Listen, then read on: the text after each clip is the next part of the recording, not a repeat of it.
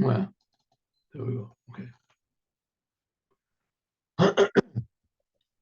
All right. Now this is the Dvar Malchut of this week, a speech which was given by the Lubavitcher Rebbe on Parshas Tisa on Tavshin Nun Beit. This is like 1 week before the Rebbe had a stroke.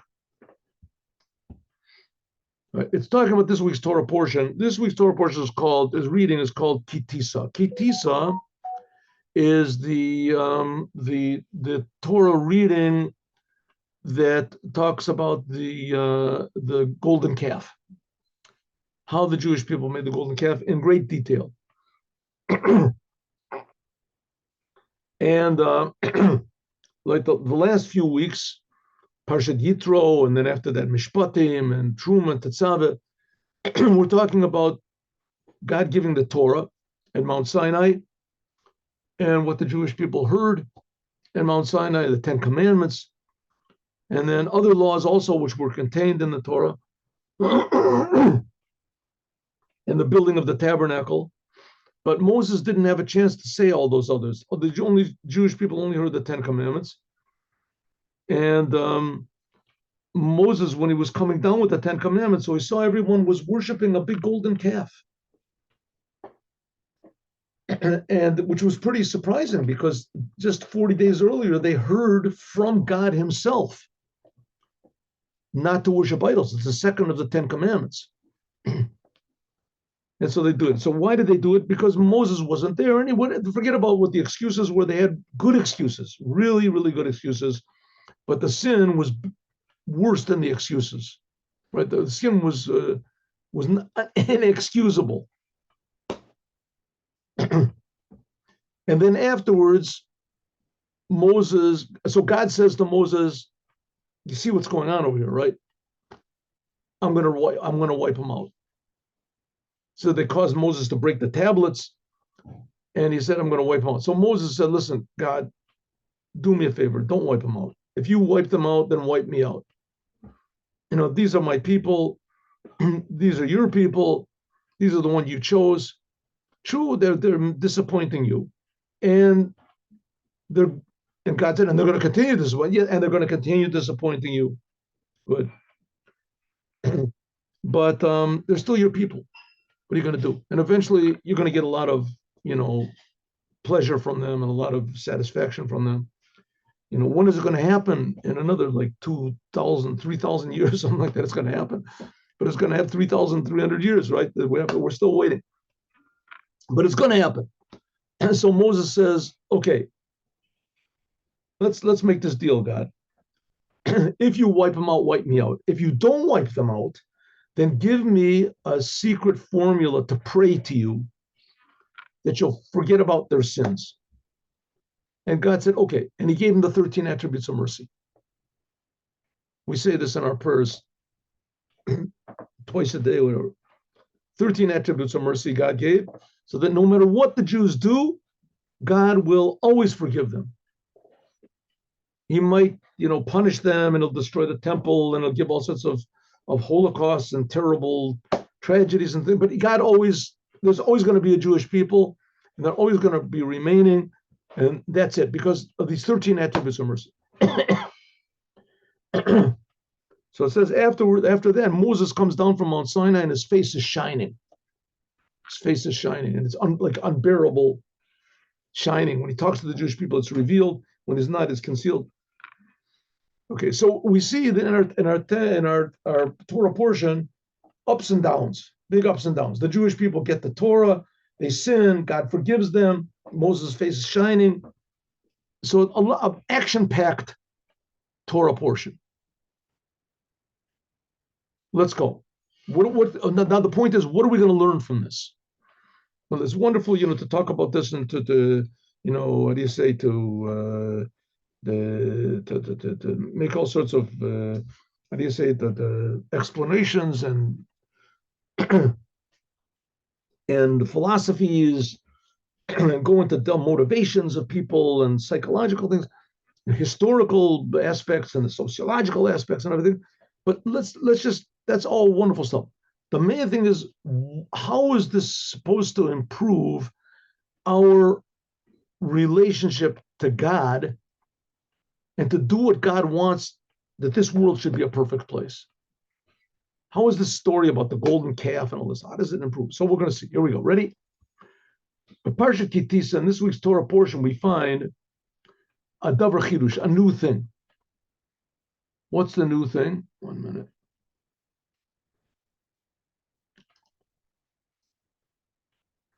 A Parshat Zum Medubar, it's talking about things from one opposite to the other. The best of the best, or the worst of the worst. We'll see. Luchas Rishonos, first of all, is talking about the first tablets. Pure godliness was revealed. Then after that, the sin of the golden calf and the breaking of the tablets. Lowest of the low. Then after that, Tikkun v'kapor al-achet, the forgiveness of the sins of the Jews by means of the prayers of Moses, highest of the high. Moses seeing the glory of God, the 13 attributes of mercy, and the giving of the second tablets, going back up again. Until the end, it says, Karan or Pnei Moshe, there shined the skin of the face of Moses, shined. Even though, which that, by the way, Michelangelo understood Karen. The word Karen also means a horn. So he put horns on the, anyway, Karen or, so it says that there was, and there shined, Karen, it says there shined the face of Moses. Even though, they are meuros shemuro b'meshech echad, even though they occurred one after another, historically, it was all, the same few days. In addition to the fact that we can understand why does the Torah even tell us in such great length about the bad things that happened, and especially generally we can say what happened. The Torah usually does not try to talk about bad things. The Torah tries to avoid negative things. When the Torah is able to, it avoids saying negative things. When it talks about these are the animals that are forbidden to eat, it says these are the animals that are not clean. It doesn't say these are the animals that are impure. It says these are the animals that are not clean that you should avoid. So even an animal doesn't want to say impure. It says use the word clean. It's not clean.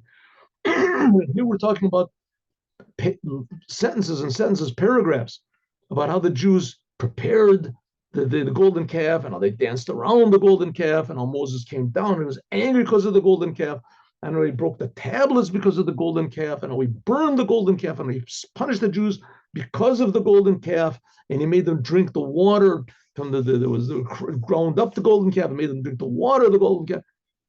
So many bad things. Why? There was such a big okay, I'm sorry, I skipped the line. Right.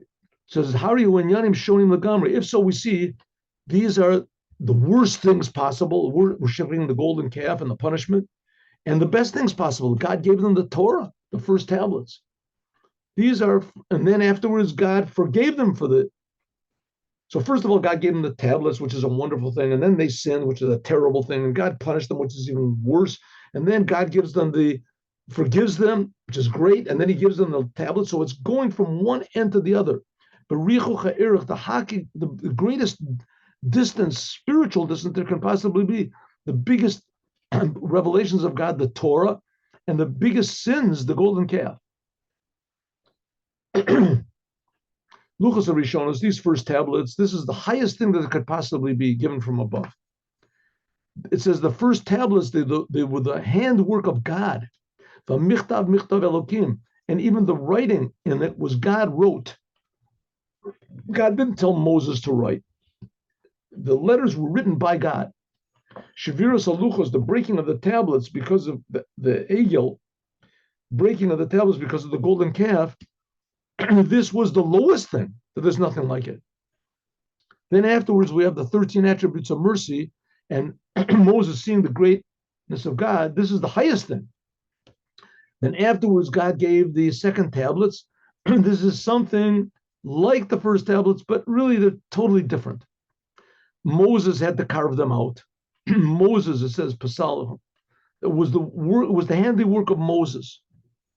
Shabu Bigalal Achet, because Moshe broke the first tablets, because he saw the Jewish people sinning. Because of that, so he got the second tablets that always reminded him that they're like, how do you say, second class. They're used, they say, sug bait. They're not the best. They're how do you say, cheap copy. Not cheap, God forbid to say cheap, but it was nevertheless a copy of the first. The Nitnu Bizman, shown it was given at a different time. The Tinas Luchos or Rishonos, the first tablets were given at the end of the first 40 days, and the giving of the second tablets was given at the end of the last 40 days, and there was 40 days in the middle. So the first tablets were given after Moses was on Mount Sinai for 40 days, and then he went up again a second time and got forgiven, and then he went up a third time. So it was actually the end of 120 days. And this was given, the second tablets were given on Yom Kippur. And the Apple Pecan, and nevertheless, all of them come together in one Torah portion, in one continuation. And this, we can understand that that it's relevant to knowing that all of them are one topic. Somehow or other, this is one topic. It's not three different topics. The Jews were very high, and then they got low, and then they went back up again. It's somehow or other, this is one thing, and we have to say it's in the Torah, it's all good. So, I mean, it's encouraging us to do what could possibly be one good thing coming out of this? We'll see. But Parshatenu in our Torah portion, Medubar, it's talking about how high the first tablets were. Luchot Even Ketuvim Be'etzba Elokim. There were tablets of stone. It says there was sapphire stone that were written with the finger of God. Luchat Ketuvim Mishtei Abraham. It says that the words, the writing on the tablets went all the way through. It was a big miracle. Luchot Maaseh, and even the tablets, they were the handiwork of God. And that the writing also God wrote. Charut al Luchot, he carved it in.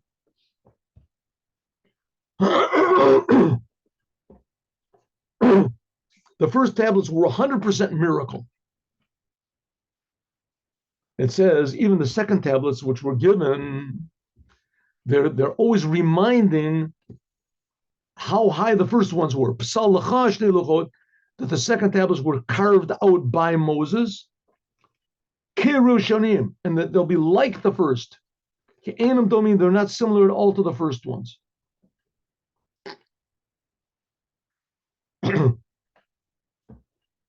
Okay, so what's this whole business for? Why did it have to be? Why does the Torah tell us about it also? I mean, it's very embarrassing, huh? That the Jewish people were so stupid, and that the Jewish people are so, influenced by bad things and going clearly against what God told them not to do. They didn't care. Why tell us a thing like this in such great detail? And even when it says that God forgave the Jews and he gave them the second tablets, it's still, the second tablets are a clear reminder that it's not the first tablets. Not the first tablets. It's like a person that whatever he gets divorced and he marries a second wife, and he's always reminding his second wife, you don't cook like my first wife did, you don't look as nice as she did, you don't talk as nice, all the time reminding her of the first. That's what type of a relationship is that? That's what the second tablets were. They were a constant reminder that they're not like the first tablets. You Jewish people are not good.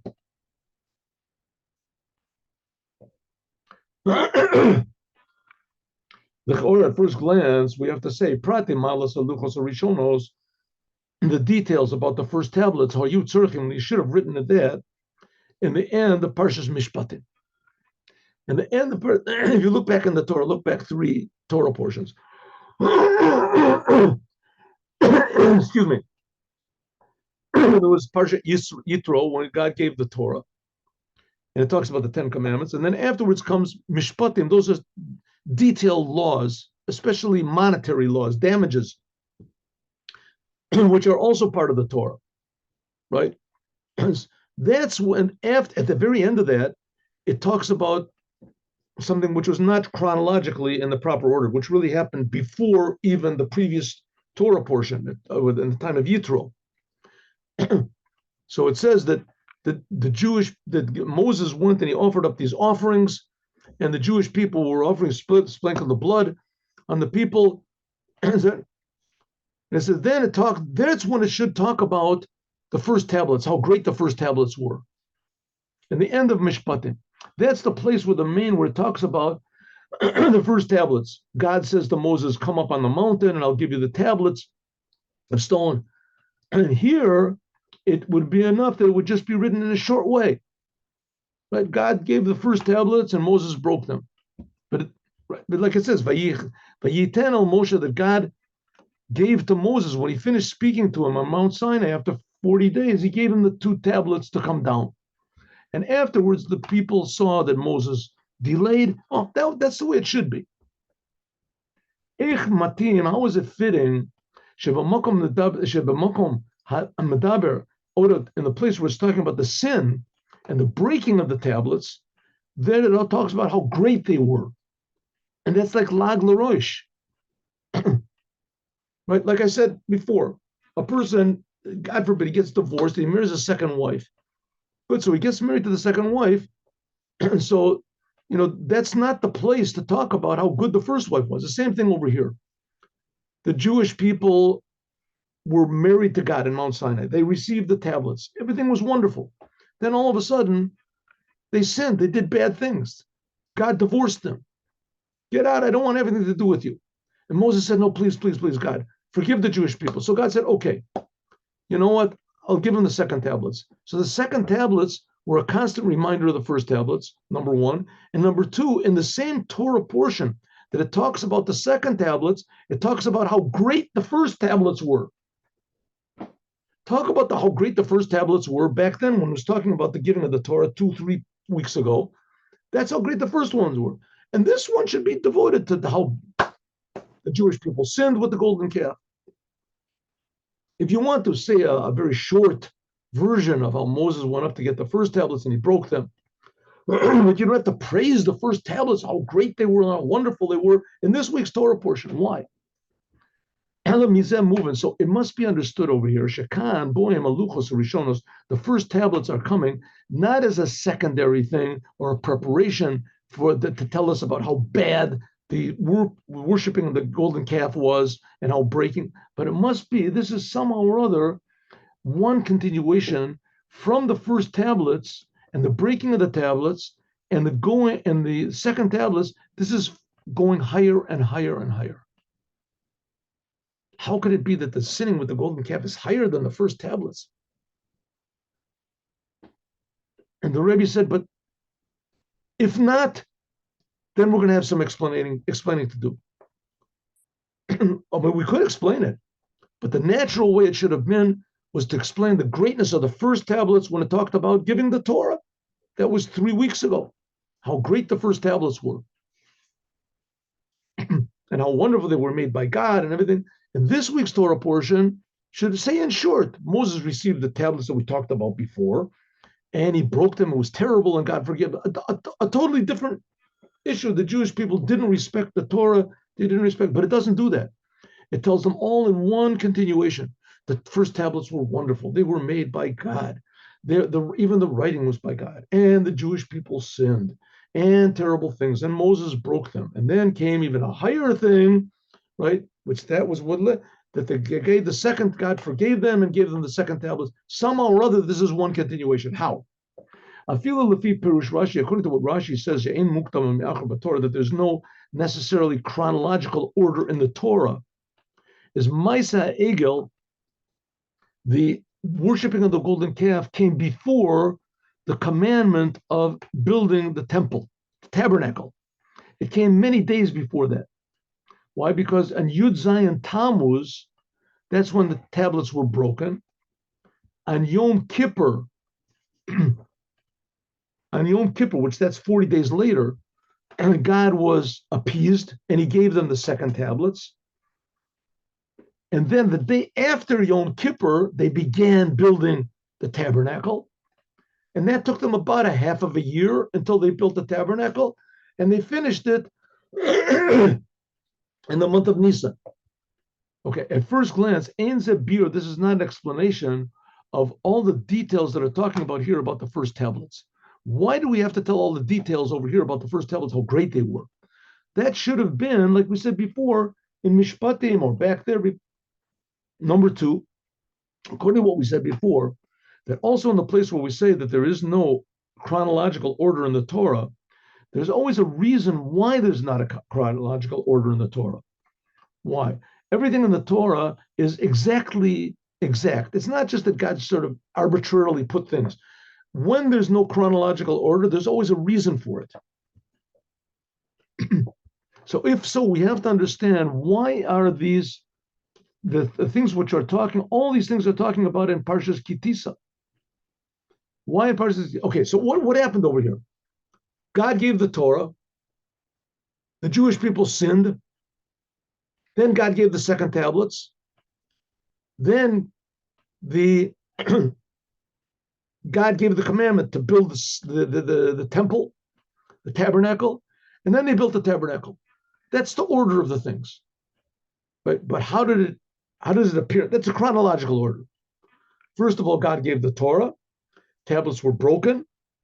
God forgave the Jews. The day after, he gave them the commandment of building the tabernacle. Right? How does it appear in the Torah? First, God gave the Torah. Then they built the tabernacle. That's not how it happened. There was the sin of the golden calf happened in the middle. But that's not how it is in the Torah. It appears in the order.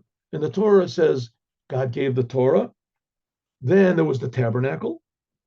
Then after that, with the next part, this week's Torah portion, Moses broke the tablets. That's not when it happened. Said the Rebbe, why? Why is this? Why is it?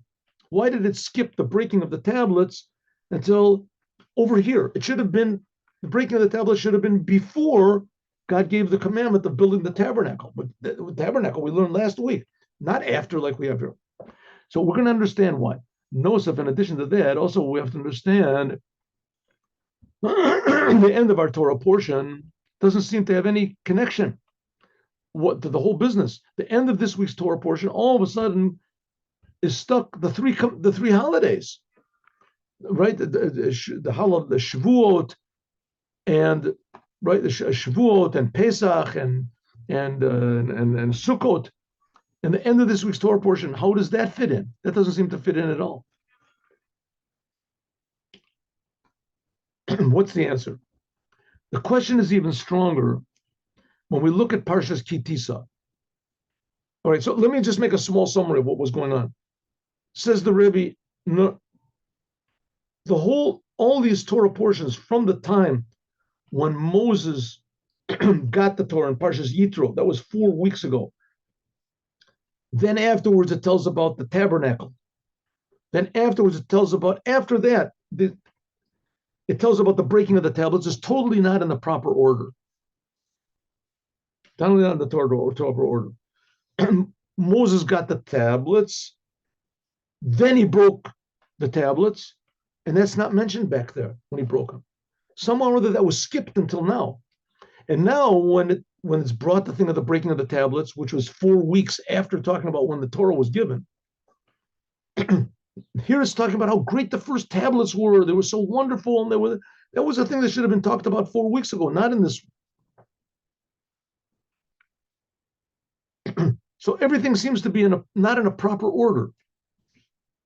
Says, but the Rebbe, no, the Torah never makes a mistake. Nothing is arbitrary. Everything is very exact. What could be the exact message over here? We'll see. Says the Rebbe, the question is even greater than what we thought. The question is even stronger. The name of this week's Torah portion is Tisa, when you elevate, when you lift up. In this case, Tisa means when you count, when you make a head count. It says Tisa Rosh, when you elevate. It's known Shema Parsha that the name of the Torah portion is connected to the content. According to this, we have to understand the name of our Parsha Tisa. This indicates indicates the elevation of the Jewish people. The simple meaning of it is talking about counting the Jews in the beginning. Every Jew gives a half of a shekel, it says. And it hasn't got any connection to the majority of the Torah portion. Like we said before, the majority of this Torah portion is talking about totally different things. Not elevating the Jewish heads and not counting them at all. It's talking about the sin of the Jewish people. At first glance, there's no connection to the title of the Torah. The title is called Elevating the Jewish People. And then it talks about serving the golden calf. Even more, that the Jewish people worship the golden calf, that this is the main topic of this week's Torah portion, this is not elevating the Jewish people, Tisa. This is a tremendous descent of the Jewish people. By means of this, there came back death into the world from the Eitz Hadat.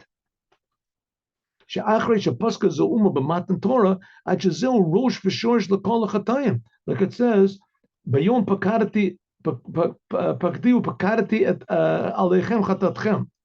when Adam ate from the tree, he brought death into the world. There wasn't supposed to be any death. And God said, I'm going to give you another chance, right? 2,400, 48 years after the creation of the world. God said, I'm giving the Jews the Torah. When I give them the Torah, there's not going to be any more death. And that's what it was. God gave the Torah, there was no death. How long did it last? 40 days. As soon as the Jewish people worshiped the golden calf, death came back into the world.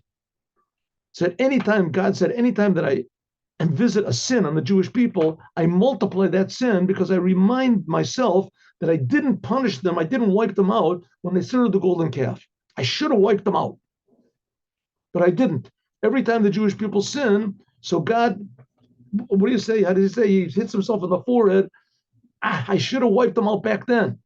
So every sin that the Jewish people do, it's reminiscent, and it takes the how do you say, the debt that the Jewish people owe God. God remembers that death.